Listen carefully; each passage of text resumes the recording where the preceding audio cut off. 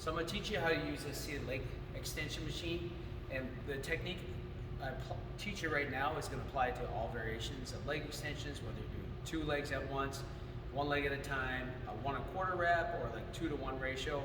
This technique is going to apply for everything. So first thing you're going to do is you're going to adjust the seat position here, and the adjustment is going to move forwards, backwards, and it all depends on how long your thigh is. And really what you're trying to do is you're going to try to line up the back of your knee, more to the back half of your knee, with the pivot point of the machine. It'll be different everywhere. So I'm going to adjust. For me, I just have to actually the right spot.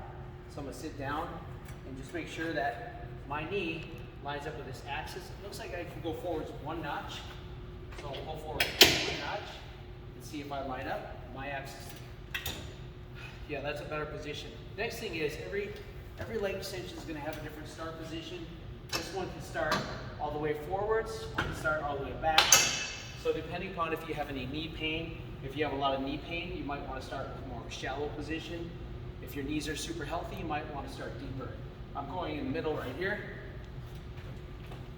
So the next thing is your knees are naturally going to fan out. You want to pull your knees in like this and then flex your toes up. So that's really, really important that your thighs are parallel and you're flexing those toes up. When you flex the toes up, it's going to give you more contraction of the inner quadricep muscle, the vastus medialis, and that muscle is often underdeveloped. When it's underdeveloped, a lot of people have knee pain. So flexing the toes will kick in a little bit more VMO. We also know that when we flex the toes, your shin works, and that also has kind of a neurological connection to the inner thigh, or the inner quad muscle, the VMO. That also helps contract it.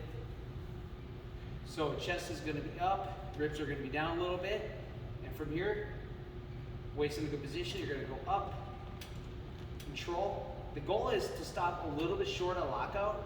You're going to come down slowly.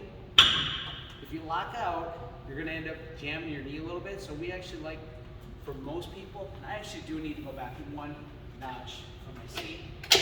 For most people, they're going to do a little bit better stopping short of lockout. If your knees are really healthy, you can go into that lockout position. Otherwise, just stop short a little bit. And you always control up and control down, control up, control down. And again, we're looking at keeping the toes flexed up, and we're usually going to stop just short of lockout.